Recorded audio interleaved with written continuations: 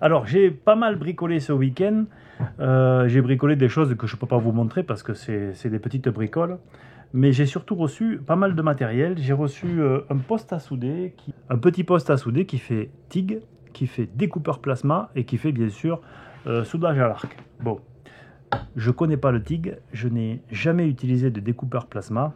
Donc je découvre un petit peu pour vous le présenter.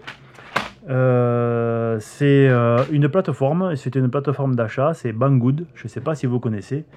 Dites-moi dans les commentaires si vous connaissez, moi je ne connais pas. Ils m'ont sollicité, ils m'ont demandé si je voulais tester du matériel pour eux, pour le présenter, pour vous le présenter, j'ai accepté. Et j'ai donc ce poste à souder. C'est un poste à souder qui, vous allez le voir, je vais faire une vidéo spécifique, pas maintenant, mais une vidéo spécifique pour vous le présenter en détail. C'est un petit poste à souder pour des petits bricoleurs. Et après, je ne serai peut-être pas de très très bons conseils, tout du même pas d'aussi bons conseils que pourrait l'être un pro, parce que je n'ai jamais soudé au TIG et je n'ai jamais fait de découpage plasma. Bon, pour autant, quand on bricole, il arrive souvent qu'on découvre des outils. Eh bien, je les découvrirai avec vous, ces outils. Je vous montrerai si c'est facile ou pas facile de débuter avec un outil quand on ne le connaît pas. Il a fallu que j'achète du métal d'apport. Donc je me suis un petit peu renseigné quand même avant. J'ai acheté du métal d'apport pour le tester sur de l'acier. Donc c'est des baguettes en 1,6 que j'ai acheté, des baguettes revêtues cuivre, d'acier revêtu cuivre. Et puis j'ai acheté des électrodes tungstène. Ça aussi c'est la première fois que j'en utilise. Ce que je trouve dans ces baguettes tungstène, dans ces électrodes tungstène, c'est qu'elles sont denses. Je trouve franchement que ça pèse quoi. Pour c'est du diamètre 1,6, ça fait 150 de long, je sais pas combien ça pèse, mais dans la main on a l'impression d'avoir quelque chose de plus lourd. Et j'ai, pour ce poste à souder, j'ai des petits accessoires comme ça, là, qui sont des portes-électrodes, qui vont se mettre sur la pince, je vous montrerai ça plus tard, mais je l'ai acheté au pif un petit peu. Ah ben tiens, c'est impeccable, voilà.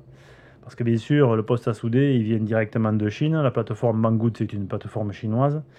Quand il y a des notices, c'est en anglais. Là, en l'occurrence, la notice, elle est très très light. On ne me dit pas qu'est-ce qu'il faut utiliser. J'ai fait ça au pif. Visiblement, je ne me suis pas trop trompé. Voilà, bon. Et il faut que je l'affûte. Ça, j'ai vu. Donc, j'ai pas acheté de gaz. Il aurait fallu que j'achète du gaz argon, parce que pour souder au TIG, il faut de l'argon. Pour souder au MIG, le MIG que j'ai déjà, j'avais acheté de l'argon CO2, et je vais faire l'essai avec de l'argon CO2. Alors c'est pas top, mais bon, je vais pas acheter un truc, une bonbonne à 60 balles, pour faire un essai de 3 minutes. Parce que c'est juste pour le montrer, ce poste-là. Donc il y a toutes les lances ici, et il y a un petit poste comme ça, là. Voilà. Bon, je l'ai déjà équipé, je vous le montrerai en détail donc dans une vidéo. Pour autant, le TIG, c'est vraiment particulier. C'est des soudures qui sont vraiment légères, tout du moins sur des métaux très, très fins. Et pour l'instant, j'ai pas d'application. Donc, je n'allais pas acheter de l'argon, une bouteille à 60 balles pour faire 3 minutes d'essai, quoi. Donc, je vais faire un essai avec de l'argon CO2. C'est pas top, mais je vais faire comme ça. Au moins pour montrer l'utilisation. Donc je disais, j'ai été contacté par Banggood, mais vous l'avez vu récemment, enfin certains l'ont vu, j'ai été aussi contacté par AliExpress pour vous montrer bien un laser. Je ne sais pas si vous l'avez vu ou si vous ne l'avez pas vu cette vidéo.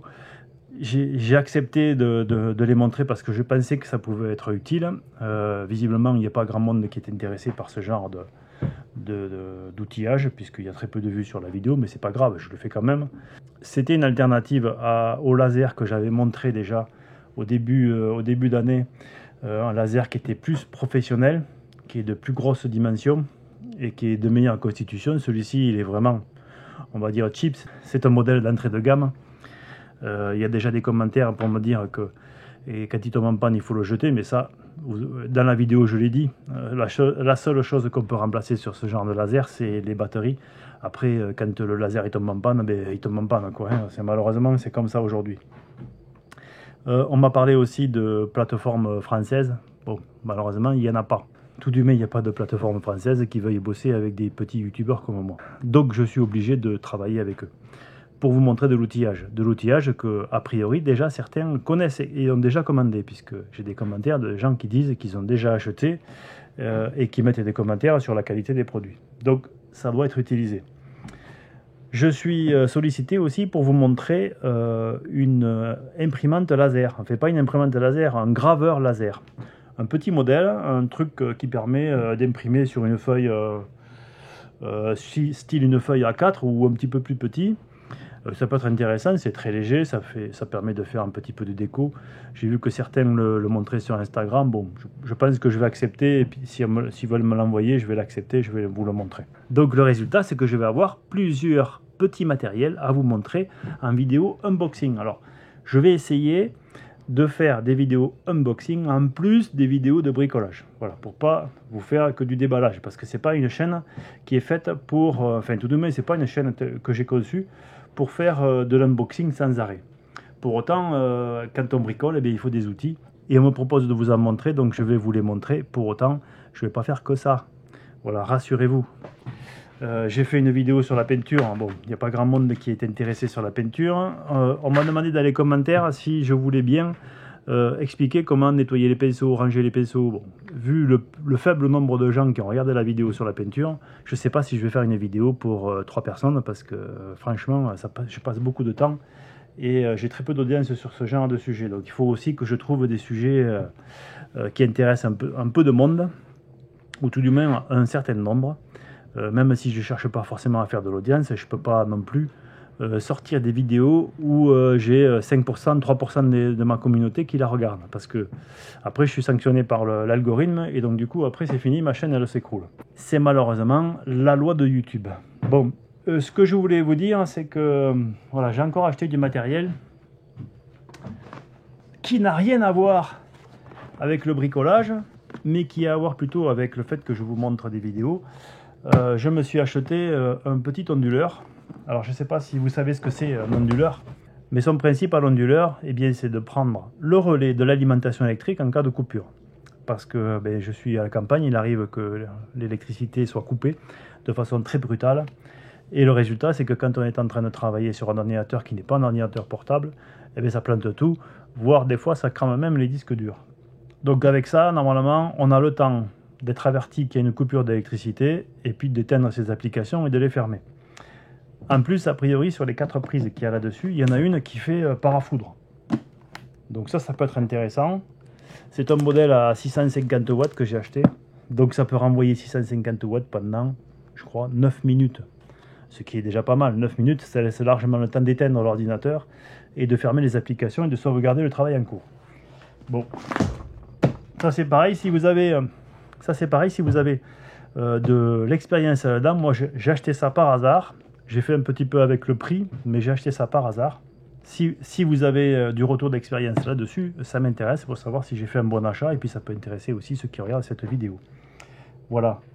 J'avais acheté tout un tas de petits matériels électroniques pour faire un petit sujet électronique. Et puis, je ne vais pas le faire parce que j'ai pas le temps. Donc, pour l'instant, je ne vais pas le faire.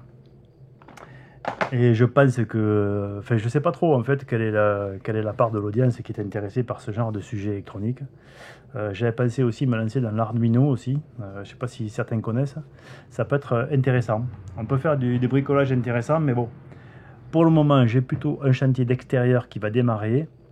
Je vais essayer de le faire différemment des épisodes que j'ai fait pour la construction de cet atelier. Je vais le bâtir différemment. Certains m'ont dit qu'ils avaient remarqué qu'il y avait un changement pas de portage, mais un changement d'animation sur la chaîne. J'essaye de faire les choses un petit peu différemment, parce que je vous avoue que je m'ennuyais un petit peu là, à force de faire les mêmes types de vidéos. Là maintenant, j'ai donc évolué dans le montage vidéo et dans la façon de faire les vidéos. Ça doit se voir, vous me le dites si vous l'avez vu, vous me dites ce que vous en pensez. Ça m'intéresse d'avoir votre retour là-dessus. Bon, alors ces pinceaux que je vous ai montré dimanche dernier dans une vidéo, il y en a un que j'ai laissé, celui-ci là, je l'ai laissé à l'extérieur et je ne l'ai pas très bien rincé. Résultat, Bon, et les poils sont un petit peu collés. Ils sont même plus qu'un petit peu, ils sont vraiment collés. Voilà. Et là, il faudrait... Voilà, si je tire dessus, je pense que je vais les casser. Il faut que je trouve un produit, enfin je crois que j'ai trouvé un produit pour les nettoyer. Là aussi, dites-moi si ça vous intéresse, si le sujet vous intéresse.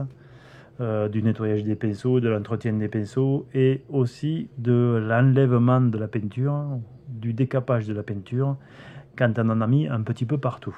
Parce que vous avez vu dans la vidéo de dimanche, je vous ai expliqué comment faire. Je vous ai dit qu'on pouvait arriver à peindre sans masquage, mais si on n'y arrive pas et qu'on en a mis partout, et bien quand la peinture est tombée, si elle est tombée sur du béton, si elle est tombée sur de la tôle, enfin si elle est tombée ailleurs, il y a des produits pour enlever la peinture. Voilà, ça aussi je peux vous le montrer. Je reviens 5 minutes sur ce laser que j'ai montré dans une vidéo hier. Bon, je voulais le faire gagner, mais visiblement, il n'y a que 1000 vues. Donc ça veut dire qu'il y a très peu de personnes. Sur 35 000 abonnés, il y a 1000 vues, donc ça n'intéresse personne. Je ne sais pas comment je vais faire. Bon, je vais pas t'attendre qu'il y ait un peu plus de vues pour le faire gagner, parce que j'en ai 2, donc c'est ridicule de les garder. J'aurais fait gagner celui-là.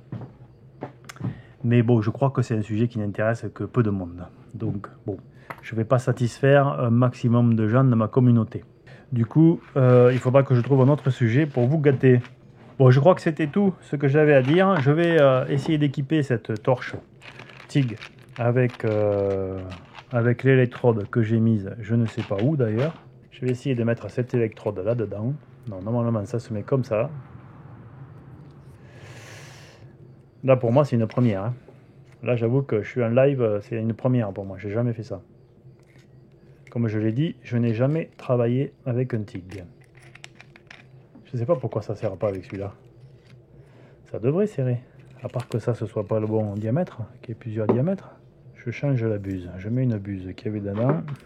Et je mets ça là. Mince. Je crains le pire. Je crains le pire. Ça m'a pas l'air... Si ? Ça m'a l'air moyen cette affaire quand même. Pourtant ça a l'air bon, hein, là. Pourtant ça a l'air bon, mais j'arrive pas à le serrer. Enfin tout du moins ça se balade. Je sais pas si j'ai le bon diamètre là. Hein. Je suis bon pour recommander des électrodes, je crois que je vais pas y arriver avec du 1.6. Bon, eh ben je suis bon pour recommander des électrodes, c'est pas du 1.6 qu'il faut. C'est le problème avec cette machine là, c'est qu'en fait il y a pas de notice. Donc ça semblait être du 1.6, mais c'est pas du 1.6. Bon, c'est pas gagné cette affaire de TIG. Je crois que je vais avoir du mal à trouver la bonne chose. La longueur, elle est marquée sur la torche, 150. Pour le diamètre, c'est pas gagné. Donc il faut que je regarde si c'est les buses ou si c'est les électrodes, si c'est ces pinces là ou si c'est les électrodes qui posent problème. N'hésitez pas donc à me laisser des commentaires sur le fait que vous aimiez ou pas les vidéos unboxing, les vidéos test. Sur ce genre d'outillage. Ça m'intéresse de savoir si ça agace ou pas. Donc n'hésitez pas à me dire si vous avez de l'expérience sur les plateformes de Banggood, de AliExpress, parce que je n'ai pas l'habitude de commander sur ce genre de plateforme et je ne sais pas trop ce que ça vaut. C'est comme Wish. Wish, je n'ai pas été encore sollicité. Pour autant, je pense qu'un jour ça va arriver et la question c'est est-ce que je vais répondre favorablement ou pas. Pour l'instant, je n'en sais rien. Bon, et ça par contre, ça me turlupine là. Je ne sais pas trop comment je vais régler ce problème. Je vous dis à très bientôt pour un prochain épisode de bricolage. Je ne vais pas dévoyer le sujet, mais samedi, je vais restaurer une table basse. Donc, soyez présents si vous aimez la restauration de meubles anciens. Je vous dis donc à très bientôt et soyez curieux, soyez prudents et bricolez bien en attendant le prochain épisode.